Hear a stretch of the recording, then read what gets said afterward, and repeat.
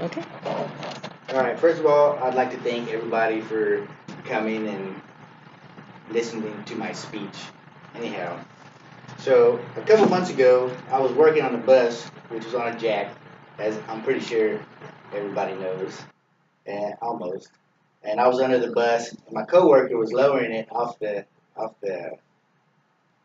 jack, and then the jack ended up giving way and causing the bus to fall quickly, and I got hit in the head, and that hurt pretty bad. And I was glad the tires were still on because if not, I'd been dead probably.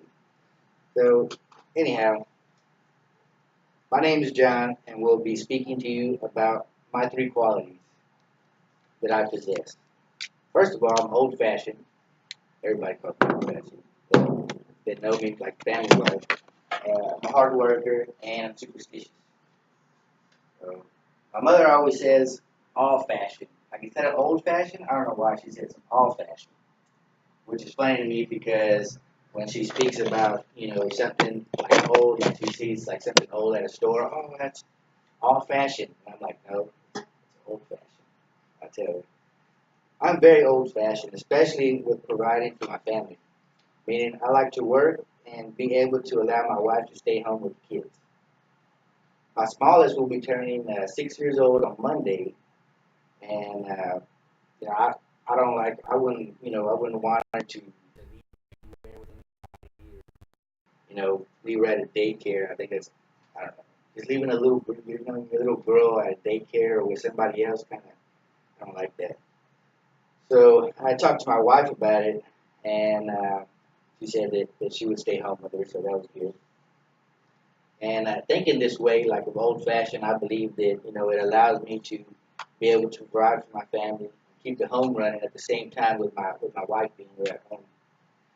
And this is also good for me because I'm a hard worker, which is my second quality. I love what I do, so being at work on time and not missing any days is important to me. And I love to teach others, and whatever's assigned to me, I work hard to get it finished before I leave work. Especially if it's a difficult issue, those ones I hate the ones that have me stumped because in my head I'm like, man, I need to figure it out. And even when I go home, there's a lot of people that like to just leave work at work and they don't even think about it when they go home. But me, like it just stays in my head, and like I got to figure it out one way or another. Because if not, it'll bother me all weekend too. And so when my wife gets sick or something happens at home, she calls me to leave work, and I have to tell her that I need to work, and she hates that, but it's important to me because making all my hours, which allows me to provide for my family, and I will eventually, hopefully, be shop foreman. So I'm sure it will be a little bit more hectic, and I won't be able to just miss just because she wants me to. So I won't be surprised if one day like she puts a spell on me, that Glucaria stuff or whatever. Her family is a little on that side with the candles and the spells and oh man, like it is ridiculous. So that makes me superstitious, which is my last quality. When I married my wife, the first few years, we ended up spending with her family. She had a cousin, I can't remember her name, but she came in from Mexico, and I had never seen anything like this. The closer we got to New Year's, the more stuff she was doing. She had this little, like a little waist wrap around her waist with bells jingling, and she had this little plate with little rocks in there and smoke coming out. I guess that burning sage and all kinds of stuff, and it's just weird. And then I'm there and I'm looking around, and I just start seeing people running around the house, like physically outside the house, people running around the house with luggage bags, and I'm like, what are they doing? I'm like, what are they doing? This is crazy. So that was weird. I was like, what in the world is this? And my wife told me just to stay away from her. Now I tell my wife that when things go wrong and we have bad juju and stuff like that, I say it's because of her mom and her family. And I believe in spirits and ghosts and other type of phenomenon stuff. Uh, you know, it's just weird. Like I remember that there was a time that that my cousin was outside of the house when we were little, or I thought she was outside, and I saw her run down and go behind a car, and then I was like, Amanda, Amanda, and she didn't answer me, and then she ran back upstairs, and then so I went in there, I was like, hey, what were you doing outside? And she was like, I wasn't outside. And I was like, what? I was like, are you sure? So I don't know if she lied to me or if it was just, or maybe it was like some ghost or something like that.